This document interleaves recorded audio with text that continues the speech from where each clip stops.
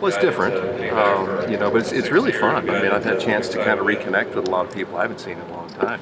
Pat Fitzgerald, obviously met him in 2015 at the National Football Foundation. Jim Harbaugh was my quarterback.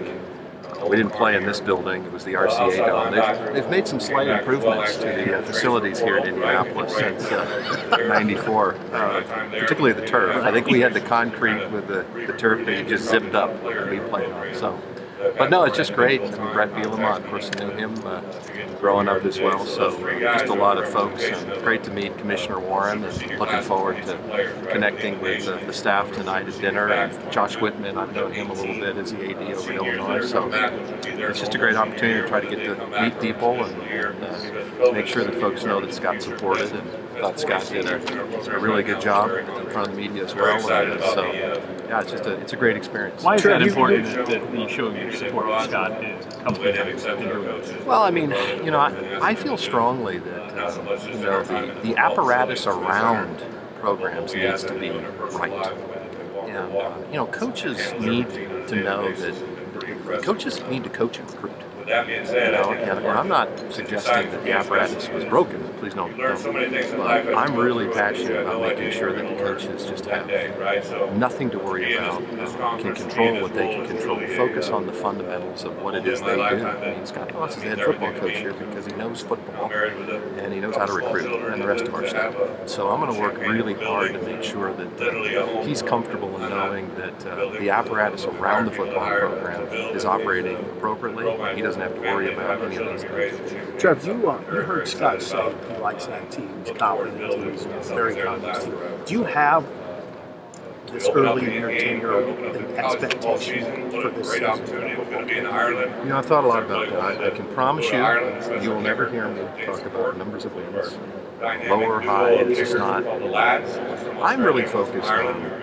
Again, just narrowing our focus. I like incremental growth, and looking at the small fundamental things, because ultimately those things lead to what we all want. And so it's just it's the fundamentals, it's the discipline, it's the areas of focus and the right areas that ultimately lead to being a successful football team. So I think sometimes we're so focused on the outcome that we forget that the process will be the primary driver in getting the outcome we all want. And so I think I can focus on that administratively, and I think our coaches understand that. But from a football perspective, I'm pretty confident in Scott and our coaches that they have that area. Is that some Osborne influence I hear? Well, I don't know. I mean, I guess I have heard him talk a lot over the years, probably. But again, I don't want to be that guy that keeps going backwards. We're looking forward, right? But there are some real lessons, and it isn't just Coach Osborne, but you look at successful coaches. You focus in the right areas, control what you can control, right? So there's things I can control, there's things I can't control, there's things Scott can control, there's things he can't control. So any amount of time and effort and energy we put in areas that are beyond our control, we're taking away from the very things we could do to make sure that we have as good of a process in place to allow us to be successful. Trev, you walked back into this football thing in a pretty interesting moment. From NIL to playoff expansion, transfer portal, conference realignment, come back team the next year. When you take all that in, what do you think of Nebraska's place? Level of stability and security in the Big Ten and where it's at? Well, I think past leadership at the University of Nebraska should be applauded. We all can talk about how uncomfortable this time is. And, it is. It's a changing environment. There's a lot of stress. There's angst. I was on a Big Ten call, and AD calls, and it's pretty obvious that there's a lot on people's plates. Plus, we're just coming off a pandemic. People are concerned and stressed. Now's the time when you want to be a part of some stability.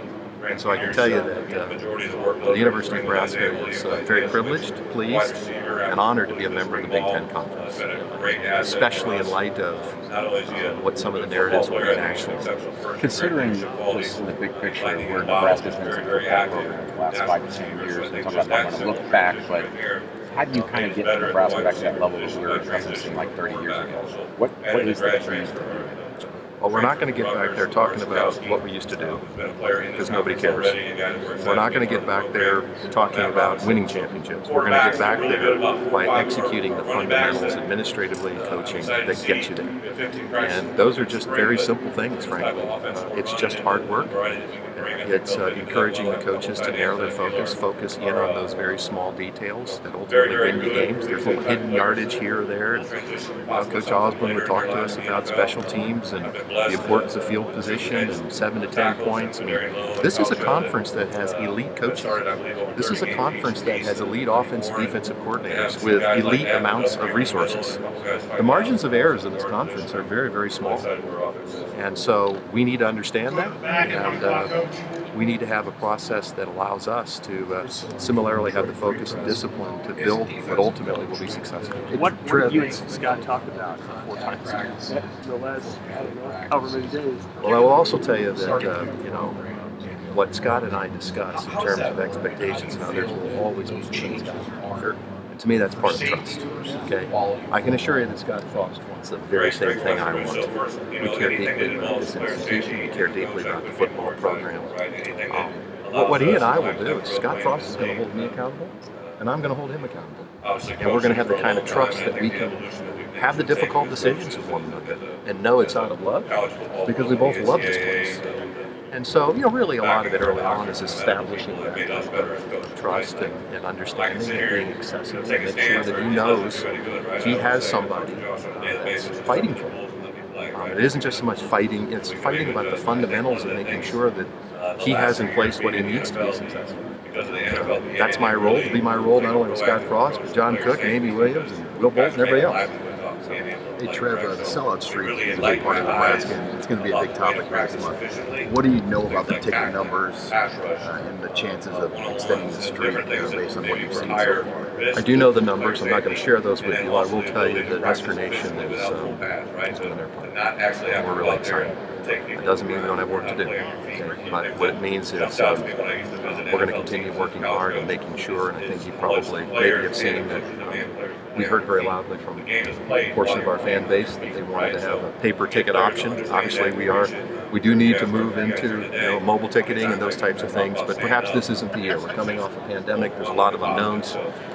So we're going to make sure that everything that we do takes in consideration how do we engage our fans at where they are in terms of what their expectations are. We won't always be able to do that, but we don't have much at the University of Nebraska without our fan base. So we're going to embrace them, and we're going to try to have policies that are in their best interest. What are 1 or 2 things that you want to discuss with Commissioner Warren off the top? Do you have a couple things at the top of your list? Well, the first thing I want him to know is that we are a proud member of the Big Ten.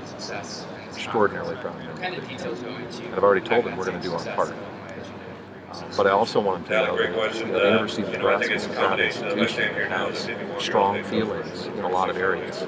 And I want to be able to have a relationship with him to be able to communicate those in a way that are respectful, but yet that our institution's voice is heard. And I believe wholeheartedly that Commissioner Warren is interested in that.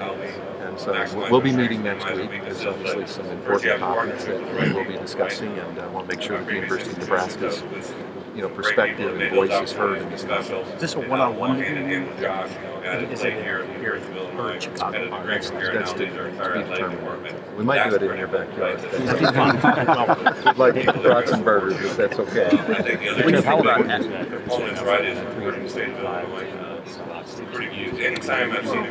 I think it's really important because it's reflective of our fans. But I will tell you too is that I'm not really interested in perception.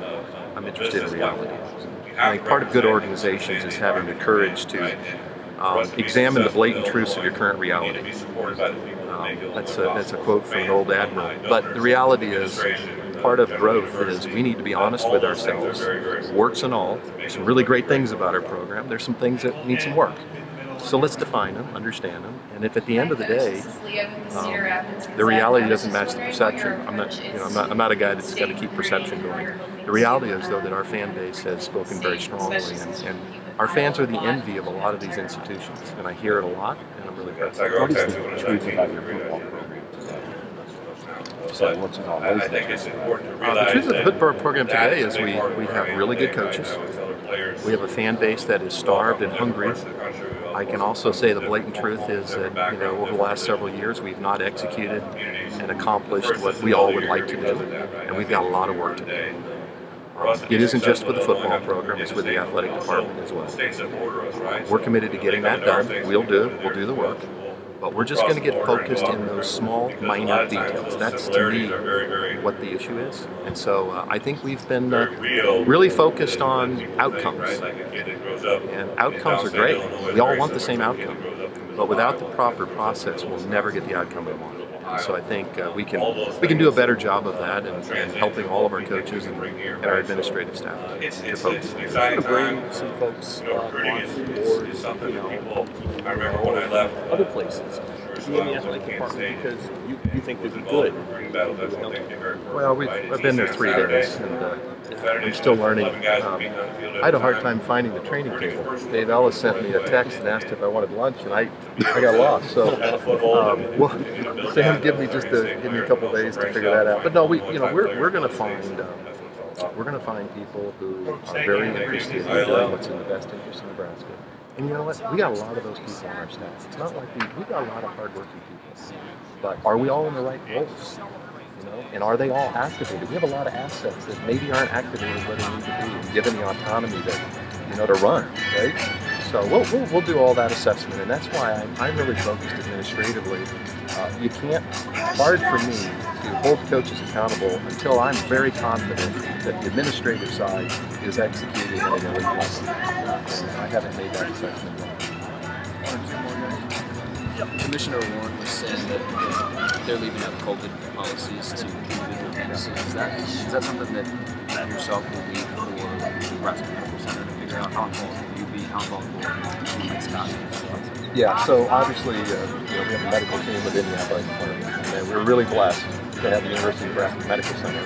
They've been very involved in the past. Scott Kempsel, Dr. Andrich, Steve Prattville. So it's really a collaborative effort. Ronnie Green, our chancellor, has policies on our campus that our policies have to fit within. But also leveraging, again, all of those collective assets. Dr. Alberts and our medical team will come together with the proper protocols in place. And then what we're all going to do is we're going to be submitting those to the Big Ten, which then they can aggregate those results and ultimately come up with some policies that will work for us. Summarize, not just your first few days, but the last few days.